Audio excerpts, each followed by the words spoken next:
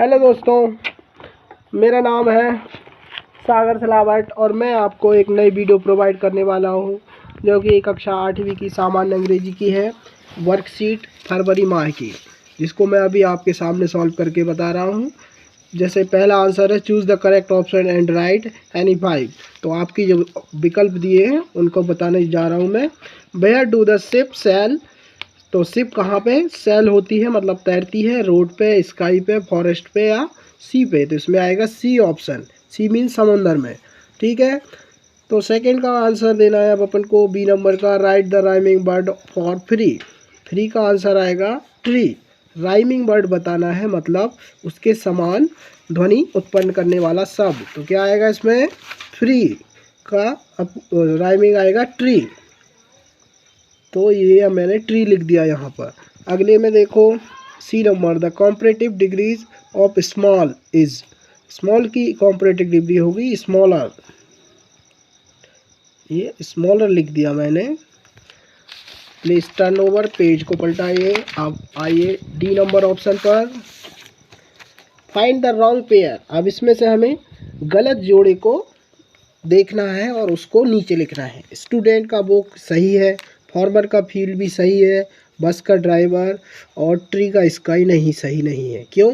Tree क्या होता है, पेड़ होता है, और स्काई मीन्स आसमान होता है। तो ये आपके आंसर में आ जाएगा फोर्थ नंबर, ट्री का स्काई।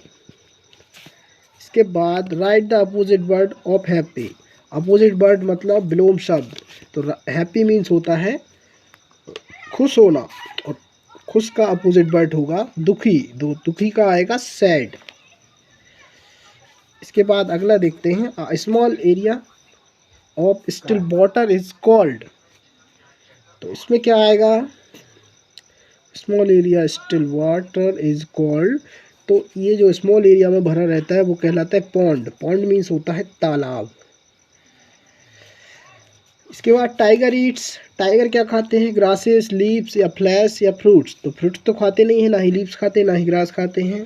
टाइगर्स ईट्स करते हैं फ्लैश को। इसमें फ्लैश आ गया। अब हम आते हैं मैच द अपोजिट जेंडर। तो इसमें कुछ जेंडर दिए हैं, उनको हम मिलाते हैं। तो किंग का पहले आ जाएगा क्वीन। देखो मैंने पहले से निशान लगा के रखा है। इसके बाद दूसरे में आ जाएगा मैन का वुमेन नीचे, हैन का कॉक, थर्ड नंबर का हस्बैंड का वाइफ, डॉटर का सन। ठीक है दोस्तों, अब हम आ गए हैं, read the passage carefully and answer the question given below. इसमें कुछ क्वेश्चन आंसर दिए हुए हैं जो हमें इस पैराग्राफ को पढ़ के इसको ढूंढने हैं, इस पैसेज को पढ़ के। Once the woodcutter was cutting wood in the forest, he fell down from a tree, he broke his leg, he was crying for help, a traveler was passing by on a four wheels horse cart, he saw the woodcutter and asked if the woodcutter needed his help. The woodcutter requested him to take him to the market nearby where things are sold. The traveler helped him to the market. The woodcutter was grateful to the traveler. He gave him a large air-filled balloon as a gift. तो इसका पहले का answer जो है वो इस पहले में पूछा गया, who was cutting wood in the forest, यानी जंगल में लकड़ी कौन काट रहा था। तो उसमें आएगा woodcutter was cutting in forest.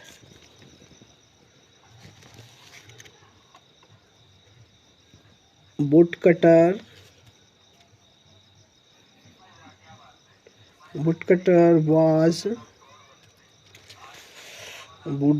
was cutting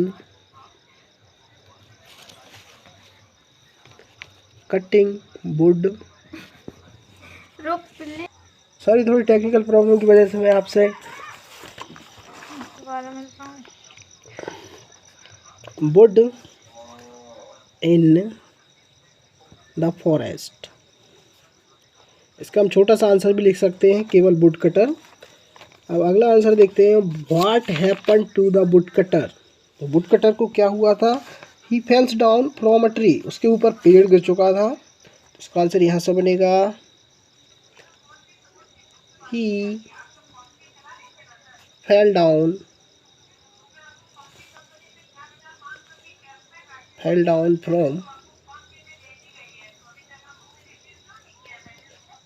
from tree, fell down from a tree,